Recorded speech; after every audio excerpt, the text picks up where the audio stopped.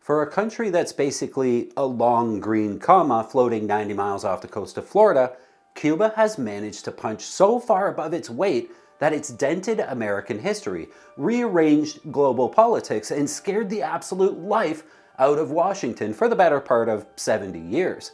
This is not normal island behavior. Most islands mind their business. They sell you a drink with a little umbrella in it and maybe get mentioned in a weather report. Cuba, on the other hand, has been acting like the world's most stubborn chess piece since the 1800s. And here's the thing, when modern American politicians talk about Cuba, especially loud ones, they're not just talking about an island, they're talking about history, leverage, ideology, geography, pride, and the political equivalent of an old bar fight that nobody can quite remember starting, but everyone remembers losing something important in it.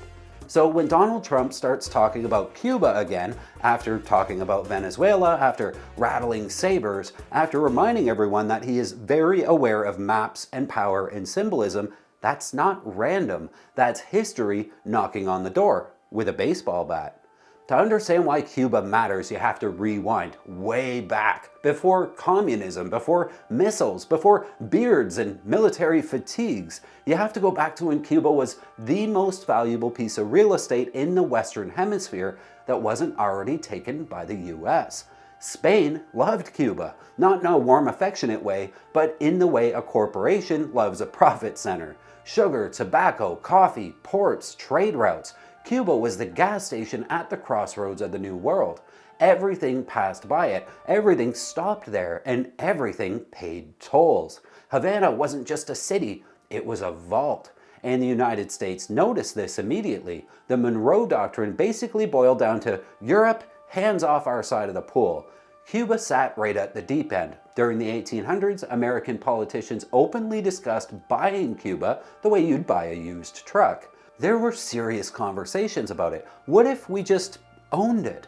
Then the Spanish-American War happened, and suddenly the US was no longer just interested in Cuba. It was involved. Spain had lost. Cuba technically gained independence, and the United States stayed.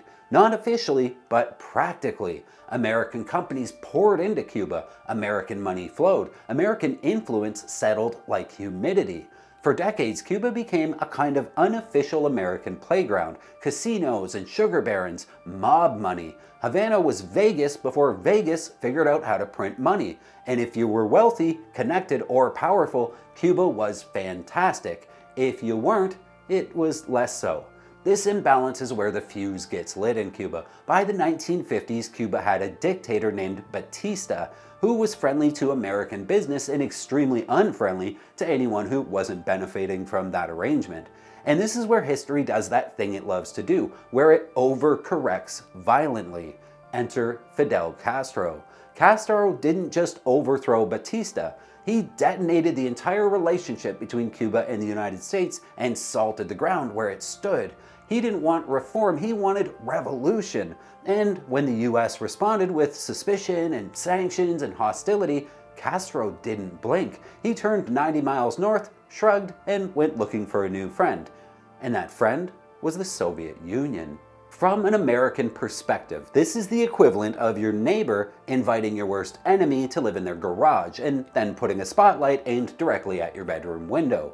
Cuba went from being an American adjacent state in all but name to being a Soviet outpost with nukes pointed at Florida, and suddenly geography mattered a lot.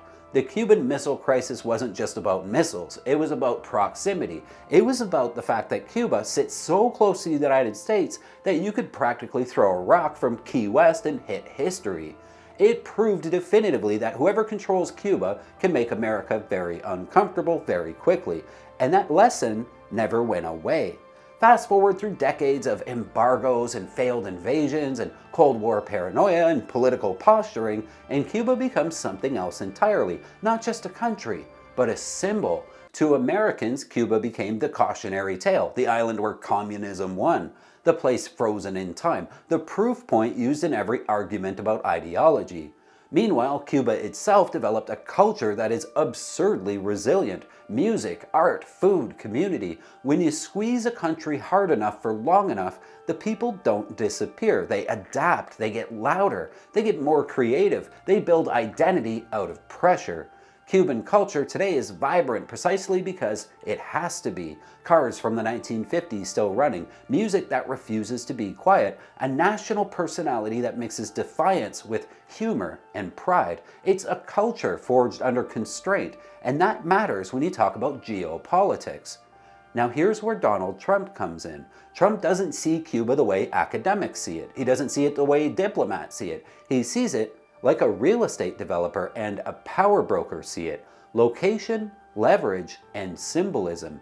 Cuba is 90 miles from Florida. That's not an abstract fact. That's a vulnerability and an opportunity. It sits astride shipping lanes. It sits at the gateway to the Gulf. It sits next to America's southern flank like a loaded question. And when Trump talks about places like Venezuela and now Cuba, he's not talking about regime change or ideology. He's talking about reasserting dominance in the Western Hemisphere.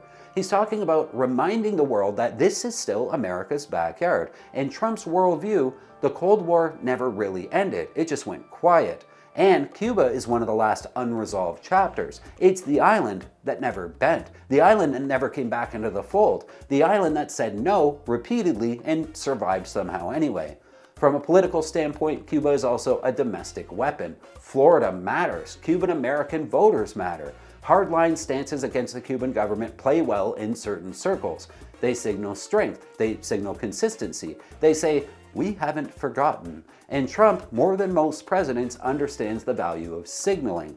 But there's another layer here. Cuba today is not the Cuba of 1962. The Soviet Union is gone. The world is multipolar. China is watching. Russia is watching. Everyone is watching. Cuba represents a chess square that never really fully got taken off the board. It's still there, still strategically located, still symbolically loaded, still capable of becoming something else depending on who gets there first.